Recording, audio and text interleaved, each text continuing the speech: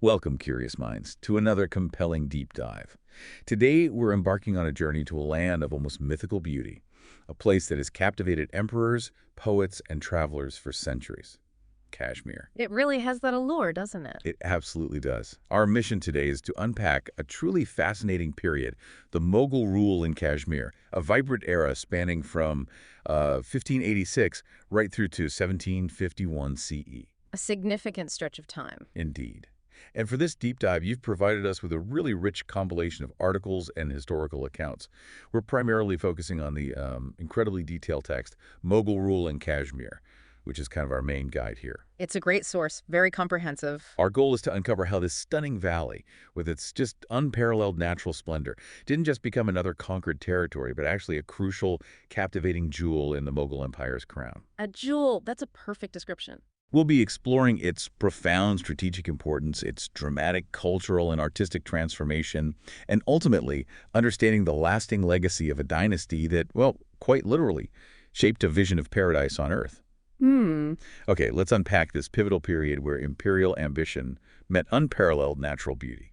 Yeah, and what's truly fascinating here, I think, is how this particular region became such a microcosm, a perfect miniature representation of the entire Mughal project. A microcosm, I like that. It was this complex blend of, well, raw power and strategic ambition, definitely, but also this intense focus on aesthetics, beauty, art, deeply intertwined with a complex process of cultural synthesis. The material you've shared offers such a panoramic view, it lets us see beyond just the political moves. Right, beyond the battles and treaties. Exactly. We can really grasp the profound cultural and economic shifts that defined this era for Kashmir. It's a compelling subject precisely because it illustrates how imperial expansion wasn't just about grabbing land, it was also about shaping identity, cultivating a whole new aesthetic, and in Kashmir's case, transforming this natural wonderland into an imperial ideal of paradise. I find that concept of a microcosm particularly intriguing. It suggests Kashmir wasn't just, passively receiving Mughal influence, but maybe an active participant, or at least a really unique canvas for them. That's a great way to put it, a unique canvas. And to truly understand that transformation, we need to set the scene, right? We need to look at Kashmir just before the Mughals arrived. So picture this. A kingdom internally fractured, almost ripe for external influence.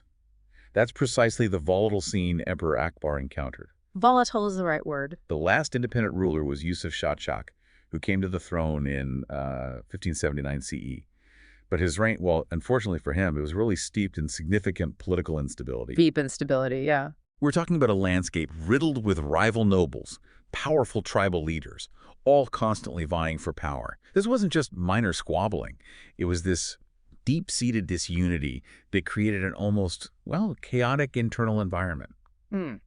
So, despite Kashmir's formidable natural defenses, the towering mountains, the tricky passes, it was actually incredibly vulnerable from within. Yeah. And that weakness was something the powerful Mughal Empire was perfectly poised to exploit. You've hit on such a crucial point there, that internal instability, it basically acted like a beacon, didn't it? It amplified Kashmir's inherent strategic and cultural significance, which is precisely what made it so incredibly attractive to the Mughals in the first place. So the weakness drew them in as much as the strengths. In a way, yes. If we connect this to the bigger picture, Kashmir wasn't just another conquest for Akbar. It was seen as this profound canvas for the Mughal ideal, this deliberate fusion of Persianate culture, which they brought, and the existing Indian traditions. Its geographical position, for instance, was strategically invaluable. I mean, it sat right along these vital trade routes, acting as a crucial link connecting India directly to the bustling markets and cultural centers of Central Asia and Persia. Huge economic implication. Absolutely huge. This wasn't just about moving goods like silk, spices, precious metals, although that was important. It was about connecting these vast economic and cultural networks that spanned a significant chunk of the continent. Right. And economically, the valley was already renowned for its immense riches even before the Mughals. Take saffron, for example, often called red gold. It was a highly prized commodity across Asia. Still is, really. Still is, exactly. But it wasn't just saffron. Kashmir was famous for its exquisite textiles, particularly woolens, early forms of the shawls we know today, and just unparalleled craftsmanship in things like woodwork and papier-mâché. This stuff drew merchants and artisans from all over Asia, making Kashmir a vibrant economic hub even before the Mughals showed up. So it was already a prize economically. Definitely. And culturally, it was already this profound melting pot. You had this rich tapestry of Hindu, Buddhist, and burgeoning Islamic traditions. And Sufism, the mystical side of Islam, played a particularly central and incredibly shaping role in its spiritual identity. Sufism was already strong there. Very strong. And we know about its deep intellectual heritage partly thanks to the 12th century chronicle, the Rajataranjini, written by Kalhana. It's fascinating because, unlike many ancient texts, it really tries to be a historical account, tracing Kashmir's lineage of kings, detailing political intrigues, social structures, cultural life, long before Islamic rule fully took hold. So a sense of history was already present. A very strong sense. It's an invaluable window into this sophisticated pre-Mughal civilization, highlighting Kashmir's long-standing intellectual prowess. It wasn't a blank slate. Not at all. So, for Akbar, the Mughal interest wasn't just about territory or money, though those mattered. It was profoundly cultural and ideological. He envisioned this truly unified empire, his grand project known as Sulikul, or universal peace, where diverse regions and peoples could kind of coalesce under Mughal leadership. A unifying vision. Exactly. And Kashmir, with its unique blend of existing traditions, its spiritual depth, its sheer beauty, and its potential for artistic flourishing, was seen as the perfect region to exemplify that Mughal ideal of blending Persianate culture with Indian traditions. It was about creating a new kind of imperial aesthetic and identity, where the beauty of the land could be matched by the grandeur of the empire's vision. It's clear that Kashmir was a prize then, both for its resources and its massive symbolic value. And that vision for a unified empire, as you said, meant, well, no room for independent rulers on the borders. Absolutely not. Yusuf Shah Jahan, the last independent king, he must have been acutely aware of the formidable power of the Mughals next door. Oh, undoubtedly. He initially tried diplomacy, didn't he? Essentially walking right into the lion's den. In 1581 CE, he actually visited Akbar's court in Agra, He did. hoping, presumably, to get Mughal support against those internal rivals we talked about, maybe keep some autonomy by playing the Mughal card to shore up his own shaky power. A classic, if risky, move. But Akbar, with his just unwavering ambition for consolidation and this grand vision for the empire, simply didn't leave room for independent rulers on his borders, especially not in a place as strategically vital and culturally rich as Kashmir. No, his goal was complete integration. And this is, well, it's a classic example of how internal dissent within a region can directly weaken its position and, kind of ironically, invite external domination. Right. Yusuf Shah's attempts at diplomacy were essentially doomed from the start because he couldn't unify his own power base back home. These rival nobles, powerful figures like Ali Khan and Hussein Khan, they were actively challenging his authority, creating precisely the kind of power vacuum that a shrewd and ambitious empire like the Mughals would exploit. They saw the opening. They absolutely saw the opening. Akbar's strategy was carefully calculated. He dispatched envoys, but not really to negotiate as equals. It was more to offer protection in exchange for submission. An offer you can't refuse, basically. Pretty much. It came with an implicit, unmistakable threat. Yusuf Shah's understandable reluctance to fully capitulate, to truly hand over his sovereignty, that was the trigger for direct military action. So diplomacy failed and the invasion began. Which led directly to the decisive campaign of 1586. Akbar appointed his trusted general, Qasim Khan, a seasoned military commander, to lead the campaign to annex Kashmir. And the Mughal forces were just stronger. Frankly, overwhelming. They were equipped with superior resources, not just more men, but also more advanced military tactics for the time. They had better logistics, better command structure. Now, they did face pockets of spirited resistance from elements of the Chak dynasty and their local allies. And the rugged Himalayan terrain certainly posed its own unique logistical challenges. It wasn't easy terrain. I can imagine. But those existing internal divisions among the Kashmiris ultimately tilted the balance decisively in favor of the Mughals. The campaign wasn't really one single massive battle, but more a series of skirmishes and strategic maneuvers. And the Mughals expertly leveraged alliances with those very disaffected Kashmiri nobles who saw an opportunity for themselves in the changing tides. Playing the internal politics. Masterfully. Yusuf Shah Jahan, his power fragmented, ultimately unable to unify his forces against such a well-organized external threat, was eventually deposed. And what happened to him? His fate was a pretty stark reminder of imperial might. He was exiled far away to Bihar, thousands of miles away, where he lived out his final years under strict Mughal surveillance. a deposed ruler watching his kingdom transformed from afar. Wow. By October 1586, Kashmir was formally annexed as a Suba, which is basically a province, of the Mughal Empire. And to solidify this control, Mirza Yusuf Khan was appointed as its very first Mughal governor, tasked with integrating this new, incredibly valuable territory. So annexation complete, what next? How do they integrate it? Well, this annexation was a truly significant milestone in Akbar's grand imperial project. Kashmir was rapidly and pretty thoroughly incorporated into the intricate Mughal administrative framework. Srinagar, already a significant urban center, was formalized as the provincial capital. Right. And to ensure not just control but efficiency and loyalty, two key administrative systems were introduced and adapted specifically for Kashmir. First, the Mansabdari system. Ah, yes, the ranking system. Exactly. Think of it as this comprehensive civil and military ranking system, a meticulously structured hierarchy where every high-ranking official, from a general to a provincial governor, held a mensab. This rank defined their status, their salary, and crucially, the number of troops they were expected to maintain and provide to the emperor. So it tied them directly to the emperor's military strength. Directly. It ensured loyalty through dependence. And connected to this was the Jagirdari system. Instead of always getting a fixed salary, many Mansabdars were assigned a Jagir-specific land areas from which they could collect revenue directly. Ah, so their income depended on managing the land well. Precisely. It incentivized efficient administration because their own income depended on the prosperity and productivity of their assigned Jagir. It gave them skin in the game, so to speak. Clever. And to make sure the empire maximized its take from Kashmir's rich lands, they also implemented the Zapit system. This was a really meticulous, quite advanced method of land measurement and standardized revenue assessment and collection. Standardized it. Yeah, it was revolutionary for its time. It moved away from rough estimates to detailed mapping of productive land, ensuring fair but optimized taxation for the imperial coffers. It significantly stabilized the regional economy, making revenue predictable. Sounds very organized. It was. But what's equally important, and sometimes overlooked, is that Kashmir's integration wasn't just political and economic. It profoundly facilitated cultural exchange. How so? Well, Mughal officials started moving in administrators, yes, but also highly skilled artisans, learned scholars.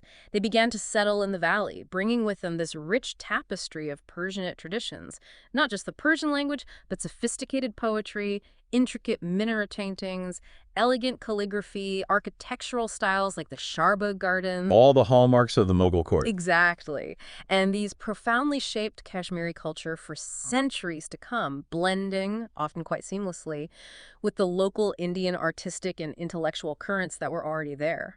This annexation really marks the beginning of a truly transformative period as Kashmir transitioned from this semi-independent kingdom to a vibrant, integral province of one of the world's most powerful and culturally influential empires. Which brings up that question you posed earlier. Right. It raises that important question.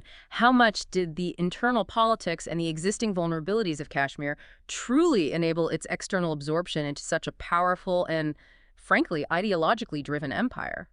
Was it just overwhelming Mughal might, or were the seeds of annexation already present within Kashmir's own divisions? It's such a crucial, nuanced point, isn't it? It wasn't just brute force, but exploiting existing weaknesses. Precisely. And once absorbed, the Mughal period in Kashmir truly began to take on this distinct character, shaped, as you said, by the personal visions and governing styles of four key emperors: Akbar, Jahangir, Shah Jahan, and Aurangzeb. The great Mughals, essentially. Exactly. Each of these rulers left a distinct, almost indelible mark, like a different brushstroke on the valley's canvas, contributing uniquely to its development, its administration, its culture, its architecture.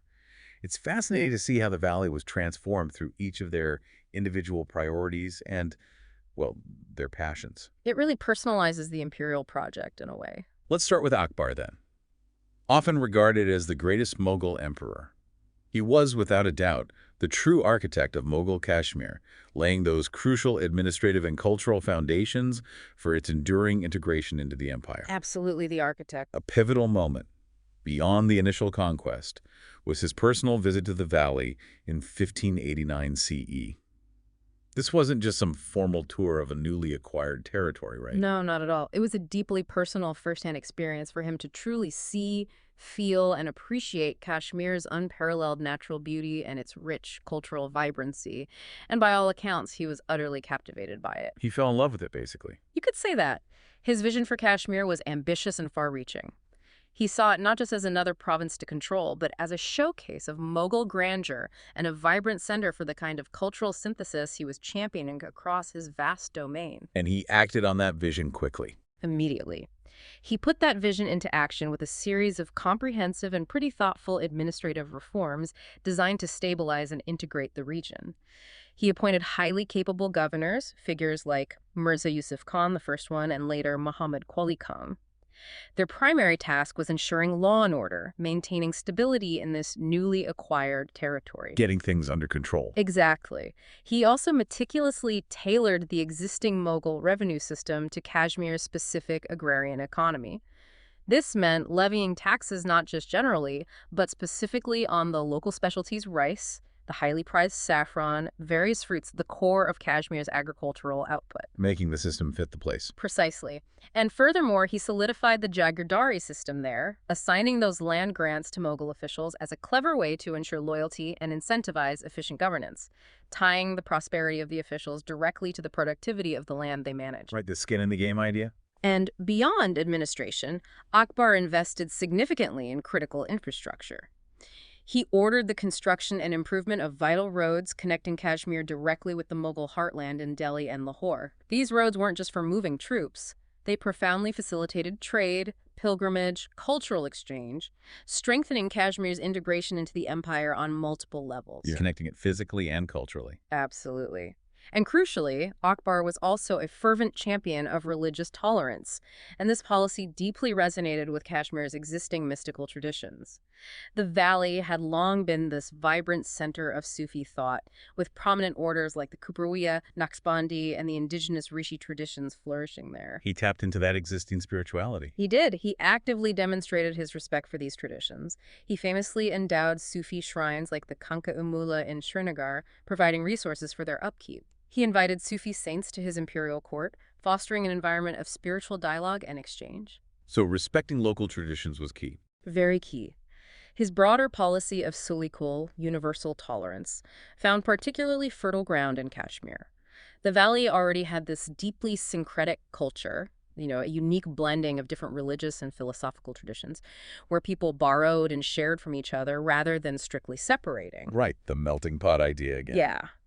This encouraged harmony between Kashmir's Muslim majority and its Hindu minority. He famously abolished the jizya tax, that poll tax on non-Muslims that had often been a source of resentment, and actively promoted interfaith dialogues, inviting scholars from Hindu, Muslim, Buddhist, and other backgrounds to engage in intellectual exchanges at his court. Really fostering understanding. Exactly. This syncretic approach significantly strengthened Kashmir's unique cultural identity, known as Kashmiriyat, which profoundly emphasized coexistence, mutual respect, and a shared spiritual heritage. And of course, it was Akbar who initiated the construction of those iconic Mughal gardens, drawing on the symmetrical Persian charbagh style. The very first ones. The very first Mughal ones in Kashmir, yes. These gardens were far more than just pretty spaces. They were tangible symbols of the Mughal ideal of paradise on earth, with their terraced layouts, intricate water channels, elegant pavilions. The foundations he laid, both administratively and culturally, would be magnificently expanded upon by his successors. It sounds like Akbar really saw Kashmir as this living laboratory for his grand unifying vision, a place where his ideals could truly blossom. I think that's a perfect way to describe it, a living laboratory. And speaking of blossoming, his son Jahangir truly took that affection to heart. He is perhaps the Mughal emperor most intimately associated with the valley, famously quoting, "If there is a paradise on earth, it is this, it is this, it is this." That famous quote, yeah, it really captures his feeling. And that deep personal affection wasn't just, flowery language. He truly meant it. He visited Kashmir more than a dozen times during his reign, apparently, often accompanied by his brilliant and highly influential wife, Nur Jahan. Her influence is absolutely crucial here, especially culturally. Her influence on Mughal art and culture, especially in Kashmir, cannot be overstated. Not at all. And Jahangir's most enduring contribution to Kashmir, without a doubt, was the creation and expansion of the iconic Mughal gardens. Shalimar Bagh, built around 1619, and Nishat Bagh are just masterpieces of landscape architecture. They really are stunning, even today. They are. Designed in that distinctive charbagh style, they blend perfect symmetry with these elaborate water features, cascading fountains, canals, and incredibly lush greenery. Shalimar Bagh served as a deeply personal retreat for Jahangir and Nur Jahan, a place of tranquility with its terraced lawns, pavilions, serene atmosphere, all set against that stunning backdrop of Dal Lake. A private paradise. Exactly. And Nishat Bagh, built slightly later, offered these panoramic views of the Zabarwan Mountains and became a true symbol of Mughal opulence and grandeur. But these gardens served multiple purposes. Oh, more than just looking good. Definitely. They weren't just static aesthetic creations. They were vibrant venues for imperial gatherings, for poetry recitals under the chinar trees, even for crucial diplomatic engagements where the sheer beauty of the surroundings could impress foreign dignitaries. Using beauty as a tool of statecraft. Precisely. And they showcased incredible Mughal engineering ingenuity, especially with those intricate water systems that drew directly from Kashmir's abundant springs and streams, demonstrating mastery over both nature and design. And it's really important to remember Nur Jahan's pivotal, hands-on role in their design. She infused them with this distinct and refined Persian aesthetic sensibility, contributing significantly to their unique beauty. She was very involved. Very involved. And beyond the gardens, Jahangir's reign saw a truly flourishing period of Persianate culture in Kashmir. He was a dedicated patron of poetry, calligraphy, miniature painting. His court actively attracted talented artists and intellectuals from across the entire empire to the valley.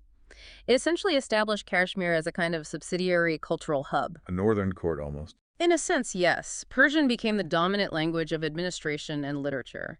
You had celebrated poets like Talib Amuli and Ghani Kashmiri composing verses that lauded Kashmir's breathtaking beauty and its integration into the empire. The Mughal court also actively supported the translation of important Sanskrit texts like Kalhana's Rajataranjini into Persian. Bridging cultures through translation. Yes, a significant intellectual endeavor, fostering this fascinating dialogue between Indian and Persian literary traditions, making Kashmiri knowledge accessible to a wider imperial audience. The miniature paintings from Jahangir's era are particularly remarkable. They depict these vibrant scenes of Kashmiri landscapes, intimate courtly life, imperial hunts, masterfully blending Persian and Indian artistic styles. Wow. Calligraphy, too, reached new heights. Manuscripts adorned with intricate designs, delicate gold leaf, demonstrating the high value placed on artistic expression. This cultural output significantly elevated Kashmir's status as a central hub of Mughal art and literature. It sounds like an incredibly vibrant time culturally. It really was. And furthermore, Jahangir was an avid naturalist, almost a proto-botanist, you could say. A naturalist, that's interesting. Yeah, his deep fascination with Kashmir's unique ecology is vividly documented in his detailed memoirs, the Tizuki Jahangiri. His observations weren't superficial, they were meticulous, providing this invaluable record of the region's flora and fauna, from the famed saffron fields and majestic chinar trees to local wildlife like the Hangal, the Kashmiri stag. He wrote about the animals and plants. He did, in detail. Documented everything with a keen eye, providing invaluable insights into the environmental history of Mughal Kashmir. He even introduced new plant species to the region, apparently bringing back specimens from his travels, further enhancing its biodiversity. That's amazing. His writings really underscore the emperor's profound personal connection with nature, and how this interest intertwined seamlessly with imperial ambition and the desire to understand and cultivate the empire's vast resources. What's truly fascinating here is how Jahangir's personal passion transformed Kashmir from merely a scenic conquest into this living embodiment of Mughal artistic, cultural, and even scientific ideals. It shows how the personal interests of a ruler could have such broad, lasting impact. That's such an insightful point about how personal passion could drive such significant imperial development. Yeah. It really makes you wonder what other subtle influences emperors had that we might not immediately recognize. Absolutely. History isn't always just about grand strategy. Following Jahangir, we have Shah Jahan, famously known as the builder of grandeur. Now, while his most famous creation, the Taj Mahal, isn't in Kashmir, his reign certainly continued the embellishment and integration of the valley. Yes, the building continued, definitely. It marked a period of remarkable administrative stability, significant urban development, and cultural continuity, it seems. Kashmir truly flourished as a provincial jewel of the empire under his watchful eye. Shah Jahan certainly upheld that tradition of enhancing Kashmir's magnificent structures and infrastructure. He expanded the network of existing Mughal gardens, commissioning significant additions to both Shalimar and Nishat Bags, ensuring their continued splendor and utility. Keeping up the imperial image. Exactly. He also oversaw the construction and renovation of vital public buildings, including significant mosques and these crucial caravanserais, or saras. The rest stops for travelers. Precisely. Crucial rest houses for travelers and merchants. For instance, the Jama Masjid in Srinagar, which was an older structure from the Sultanate period, underwent substantial renovation under Mughal patronage during his reign. It became an even more prominent center of religious and social life. Its wooden architecture, spacious courtyard, it perfectly reflected this blend of Kashmiri and Mughal styles, creating a unique aesthetic. Integrating styles. And the sarais along the Mughal road were particularly important. They facilitated trade and travel by providing secure shelter and amenities for merchants, pilgrims, officials, reinforcing Kashmir's critical role as a commercial and logistical hub connecting vast regions of the empire. Making trade easier and safer. Definitely. And Shah Jahan's reign in Kashmir was largely a period of relative stability. A time when the Mughal administrative system matured became even more efficient and sophisticated. He appointed highly competent governors like Ali Mardan Khan, who were specifically tasked with maintaining strict law and order, improving trade infrastructure, and meticulously collecting revenue. Keeping things running smoothly. Right. The expanded Mughal road network, connecting Kashmir to Lahore and Delhi, undeniably boosted the region's economy and its overall connectivity within the wider empire. Goods and people could move with greater ease. More integration. His revenue policies, shaped by that Zaga system we talked about, were designed to balance the imperial demands for resources with the practical needs of the local populace. The saffron trade, in particular, was very carefully regulated. How so? Well, they wanted to maximize profits for the empire, naturally, but also simultaneously support the Kashmiri farmers who cultivated this precious commodity. So there was quality control, efficient taxation. While his emphasis on justice and efficiency generally earned him the loyalty of many Kashmiri elites, it's also important to acknowledge, as with any empire, that peasant communities occasionally faced periods of heavy taxation. That was a common tension point. The burden often falls on the farmers. Often, yes. Culturally, Shah Jahan continued the strong Mughal tradition of patronizing Sufism and promoting Persian culture, echoing the syncretic approach of Akbar and Jahangir. His court consistently supported a vibrant community of poets, historians, artists who continued to celebrate Kashmir's unique beauty and its deep integration into the Mughal Empire. So the cultural vibrancy continued. It did. And his personal love for luxury and refinement profoundly influenced Kashmiri craftsmanship, especially in textiles, and the highly coveted shawl-making industry. The pashmina shawl, famously made from the ultra-fine wool of Changthangi goats, became this potent symbol of Mughal opulence, highly sought after by elites across the empire, further boosting Kashmir's economic prestige. The Pashmina connection becomes really strong then. Very strong. Which raises an important question, really. How much did these infrastructural investments by Shah Jahan solidify Kashmir's economic integration into the broader Mughal empire? Did it make it not just a beautiful retreat for emperors, but a truly vital economic hub, deeply interconnected with the imperial system? Was this a calculated economic strategy, or maybe just a byproduct of imperial splendor? That's a great point. It certainly seems like he cemented its place not just as a beautiful escape, but as an essential part of the empire's economic engine. It seems that way. But then we move to Aurangzeb, often considered the last of the great Mughal emperors, whose relationship with Kashmir was, well, frankly, far more complex and, at times, quite strained. Yes, a definite shift. Unlike his predecessors, he seemed less enamored with the valley's inherent beauty, didn't he? Much more focused on consolidating imperial control through a stricter religious orthodoxy and sheer military might. It marked a noticeable shift in imperial priorities. Indeed, Aurangzeb's reign was characterized by this distinct shift toward Islamic orthodoxy, and this had a mixed and complex impact on Kashmir.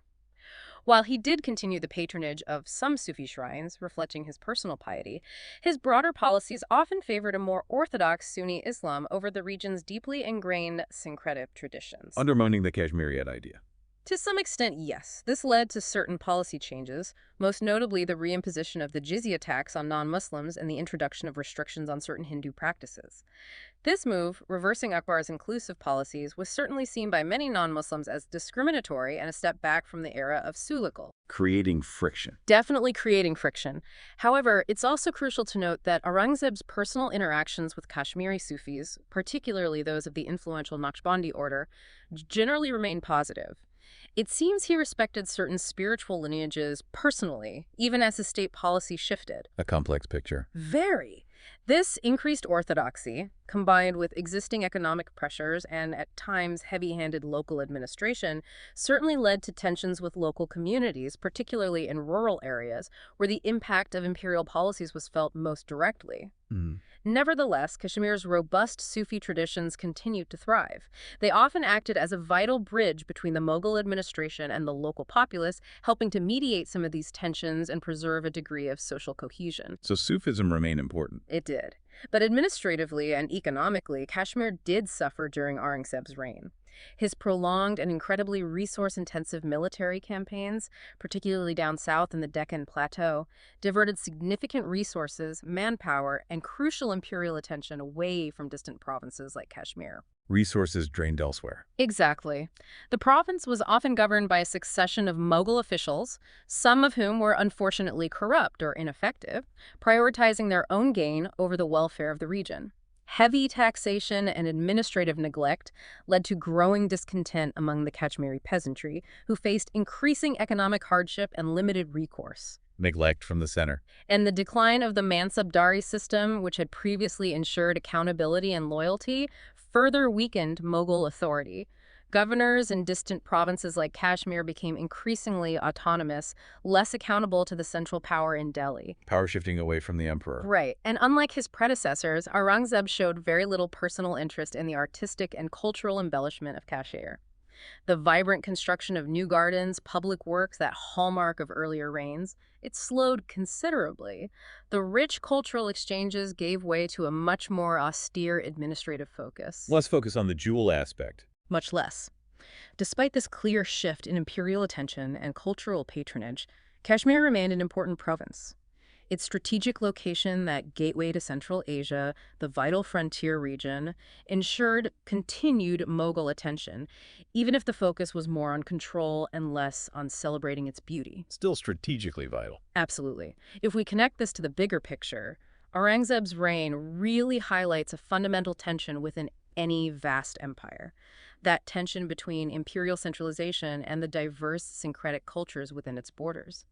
It shows how even subtle shifts in imperial policy, driven by the ruler's personal philosophy, could have profound and lasting local impacts, affecting not just governance but social harmony too. That's a powerful observation. It really shows how an emperor's personal philosophy and priorities could echo through an entire region, impacting everything from governance to social dynamics. It's quite striking. But despite that shift under Aurangzeb, Kashmir's Mughal period is still largely remembered as a golden age for Kashmiri culture, isn't it? So what does this all mean for Kashmir today? It truly acted as this crucible, this melting pot, where Persian, Central Asian, Indian traditions fused, leaving behind an incredibly rich and lasting legacy that continues to define the valley in profound ways. Indeed, the cultural impact is perhaps the most visible and enduring legacy of Mughal rule. Those magnificent Mughal gardens of Kashmir's Shalimar Bagh, Nishat Bagh, and also Chashme-Shahi. Kashmir, right. Chashme-Shahi, for example, was built by Shah Jahan's governor Ali Mardan Khan back in 1632. It's renowned specifically for its natural spring and its serene beauty. These gardens, meticulously designed according to that Persian charbagh model, weren't just aesthetic marvels, they were conceptualized to reflect the Islamic concept of paradise on earth, a green, verdant oasis. Paradise on earth, literally designed. Exactly. They feature symmetrical layouts, intricate water channels, mesmerizing fountains, elegant pavilions, all set against the breathtaking backdrop of Kashmir's natural beauty, leveraging the valley's abundant water resources. They served multiple purposes: imperial retreats, venues for grand courtly gatherings, impressive showcases of Mughal engineering, particularly those sophisticated water systems. Water was central, symbolizing purity, abundance, life itself. And they're still major attractions. Huge attractions. Today, these magnificent gardens are recognized as UNESCO World Heritage Sites, attracting visitors from across the globe, testaments to a bygone era of imperial splendor. Tangible legacies. Very tangible. The Mughal period also saw this extraordinary flourishing of art and literature. Calligraphy, miniature painting, poetry reached new heights of sophistication, directly spurred by that imperial patronage we discussed. Right, the emperor's funding the arts. The consistent support of the Mughal court attracted a significant number of talented artists from Persia and Central Asia, who then collaborated closely with skilled local Kashmiri artisans. This cross-cultural exchange led to a unique artistic synthesis. Blending again. Exactly. Miniature paintings from this era depict vivid scenes of courtly life, the stunning natural landscapes of Kashmir, religious themes, all seamlessly blending Persian and Indian artistic styles. We have examples from artists like Mansour, a renowned painter in Jahangir's court, who created these incredibly detailed, vivid depictions of Kashmiri flora and fauna, truly showcasing the valley's rich biodiversity through art. Using art to document nature. In a way, yes. Persian literature also thrived under Mughal patronage. Numerous poets and historians chronicled the history and beauty of Kashmir, composing verses that are still studied today.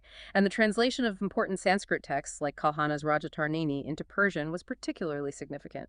It facilitated the dissemination of Kashmiri knowledge to the wider Islamic world, fostering a broader intellectual dialogue. Spreading knowledge. The Mughal court also enthusiastically supported the production of exquisite illuminated manuscripts, many adorned with intricate calligraphy, delicate gold leaf.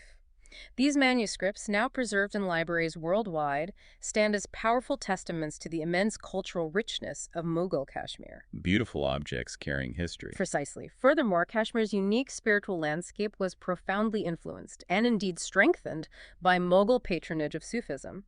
The valley had long been this vibrant center of Sufi thought, with revered saints like Sheikh Nuruddin Nurani, known as Anand Rishi, who was equally revered by both Muslims and Hindus, embodying that shared spiritual heritage. A figure respected by all. Yes.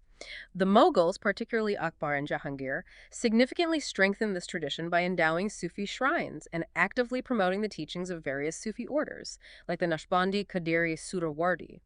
This encouragement of religious syncretism fostered a remarkable degree of harmony and coexistence between Kashmir's Muslim majority and its Hindu minority. Back to Kashmir. Exactly. It was common to see temples, mosques, Sufi shrines coexisting peacefully, often sharing devotees. Festivals like Shivratri and Eid were often celebrated with shared fervor across communities, demonstrating a deep cultural mingling. This deeply syncretic culture, Kashmiriyat, became a defining feature of the region's identity, emphasizing tolerance, mutual respect, a unique shared heritage transcending religious boundaries. A powerful social force. Absolutely. And finally, Mughal rule gave a massive, enduring boost to Kashmir's trade and economy by integrating it firmly into the empire's vast trade network.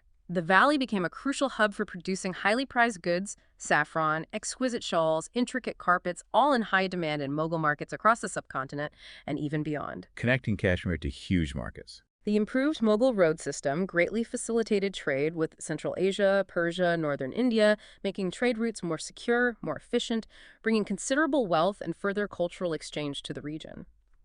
Kashmiri artisans gained widespread renown for their exceptional craftsmanship, particularly in textiles and woodwork, their skills honed and celebrated by imperial demand. Demand driving quality. Yes. The pashmina shawl, woven from that ultrafine wool, became a symbol of luxury, coveted by Mughal elites everywhere, driving a thriving industry. Saffron, the red gold of Kashmir, was a major source of imperial revenue, with Mughal officials meticulously overseeing its cultivation and export to maximize profits. Markets in cities like Srinagar bustled with activity, attracting merchants and traders from across Asia, making it a dynamic economic center.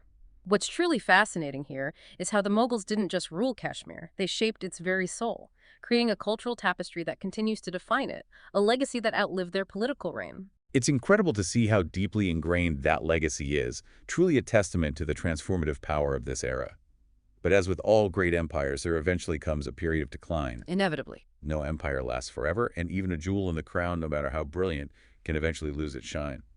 So let's shift now to the intricate socio-political dynamics of Mughal rule in Kashmir, the internal challenges, and then, ultimately, its gradual, inevitable decline. Right. The decline phase. The Mughal administrative system in Kashmir was, well, it was a fascinating blend of centralized control coming out of Delhi and pragmatic adaptation to local conditions. Balancing act. A constant balancing act. The province was governed by a subadar, the governor, reporting directly to the emperor, wielding considerable authority over civil, military, judicial matters. This subadar was supported by a complex network of officials, but revenue collectors, diwan, military commanders, judicial officers, quasi, all working to maintain imperial order and, crucially, extract resources. The machinery of empire. Exactly. The Mansabdari and Jagirdari systems were absolutely crucial here, ensuring governors and other high-ranking officials were accountable to the emperor, providing those land grants to incentivize loyalty and efficient governance. However, governing Kashmir presented unique challenges. Its remote, mountainous location, its diverse populace. Not an easy place to rule from afar. Not at all. To manage this, the Mughals often wisely co-opted local elites, influential Kashmiri nobles, tribal leaders into the Mughal system. They'd grant them titles, positions, land grants, thereby securing their loyalty, integrating them into the imperial structure. Bringing locals into the fold. Right. Despite these efforts, tensions occasionally arose, primarily due to heavy taxation, which could be burdensome for the peasantry, and also the inherent cultural differences between Mughal officials, who often came from outside the valley, and the local Kashmiri population. Friction points. Always friction points.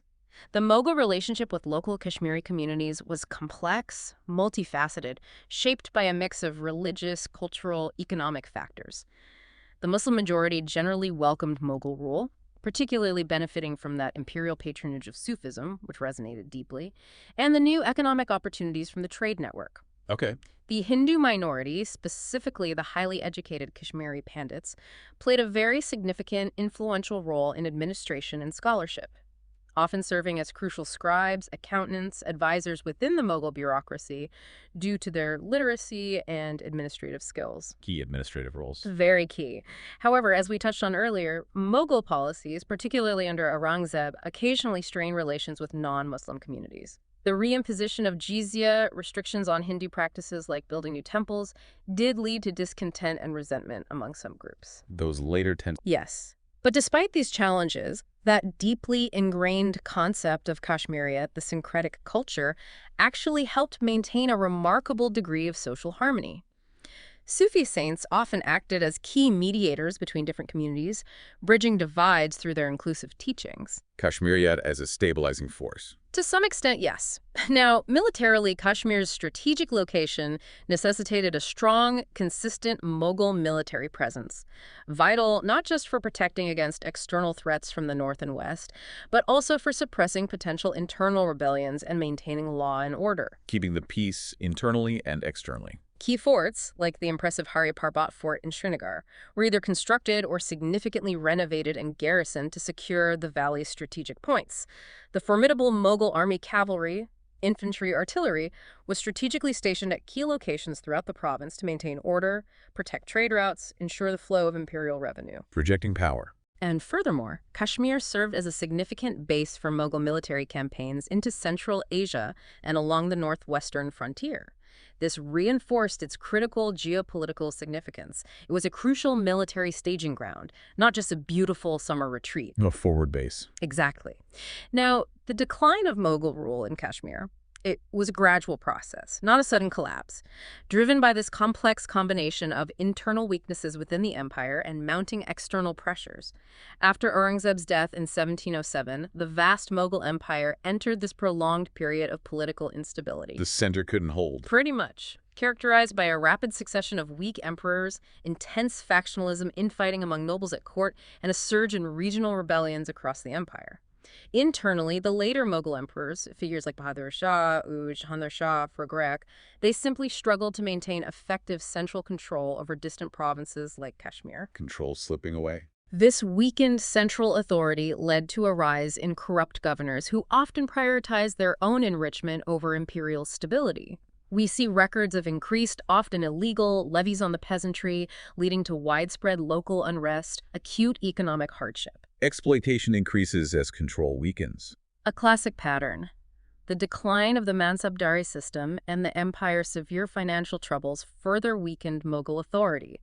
The system designed for loyalty began to unravel, Mansabdars and provincial governors in distant areas like Kashmir became increasingly autonomous, less accountable to Delhi. Setting themselves up. They often stopped remitting full revenues to the imperial treasury, accumulated local power, even started raising their own local armies, directly contributing to the fracturing of the empire from within. Peasant rebellions, often fueled by economic hardship and administrative injustice, became more frequent in the early 18th century. The Mughal administration was increasingly unable to address these deep-seated grievances, eroding its legitimacy, paving the way for intense local power struggles. A downward spiral. Very much so. And as Mughal power waned at the center, regional power seized the opportunity. In Kashmir, local elites, tribal leaders exploited the empire's growing weaknesses to gain greater independence. The rising power of the Sikhs in Punjab, under leaders like Banda Bahadur, significantly disrupted Mughal authority in neighboring regions, posing a direct military threat to the northwest. New threats emerging. Simultaneously, the Afghans, led by the formidable Ahmad Shah Abdali, began to eye Kashmir as a strategic and lucrative prize, a rich territory ripe for the taking. The final blow. The final blow came in 1751. The Durrani Empire, under Ahmad Shah Abdali, launched a decisive invasion of the valley. The Mughals, by this point severely weakened by internal strife, unable to mount an effective defense, were swiftly and definitively ousted from Kashmir. End of an era. The Afghan conquest marked the formal end of Mughal rule in the region, ushering in a new era of Durrani dominance. This transition was marked by considerable violence and disruption as the Afghans imposed their own distinct administrative and cultural systems on the valley, replacing the centuries of Mughal influence. Which brings us back to that final question. Right. How does the administrative structure of a vast empire like the Mughals inherently contain the seeds of its own decline when central authority weakens, especially in distant, strategically vital provinces like Kashmir? Is it merely a question of strong versus weak rulers, or are there deeper systemic vulnerabilities in such expansive, decentralized systems? That's a truly profound question, and it really puts the entire trajectory into perspective, doesn't it? It forces us to consider the long-term impact of governance structures beyond just the individuals in charge. It does. So we've journeyed from Kashmir's politically fragmented pre-Mughal state through its strategic annexation and full integration into the empire. We've seen the distinct transformative imprints left by those four great emperors, witnessed the profound cultural flourishing and synthesis that defined the era, and finally observed the gradual, yet inevitable, decline of Mughal rule. Quite a journey. What remains undeniably clear, however, is the enduring legacy. Those breathtaking gardens that still stand, the exquisite art and literature that grace museums, the deep spiritual roots of Sufism that continue to thrive, the vibrant trade networks that shaped its economy, and perhaps most importantly, that enduring spirit of Kashmiriyat, a unique identity forged in coexistence and mutual respect. You've gained, I hope, a deep understanding of how this stunning valley became not just a territory to be governed, but a living testament to one of history's most magnificent and culturally rich empires. And that legacy, it continues to shape the region even today, long after the political power of the Mughals receded. The Mughal rule in Kashmir, though ending politically back in 1751, offers us this powerful example of how culture and identity can be shaped, enriched, and resiliently endure even through centuries of political upheaval and imperial shifts. Culture outlasting politics. In many ways, yes. It's a compelling reminder that even when empires rise and fall, the deep cultural layers they lay down, the shared traditions they foster, the artistic expressions they inspire can persist and continue to define a place, transcending political boundaries and changes in governance. It prompts us to consider, what truly defines a place's identity? Is it primarily its natural beauty, the political rulers who govern it? Or is it those deep cultural layers laid down over time, woven into the very fabric of its people and traditions? A truly thought-provoking question to leave you with. Thank you so much for joining us on this deep dive into Mughal Kashmir. We hope you'll reflect on the incredible insights gained today and perhaps even explore this fascinating history further on your own, seeing how these layers of identity continue to play out in the world around us. Until next time, keep digging deeper.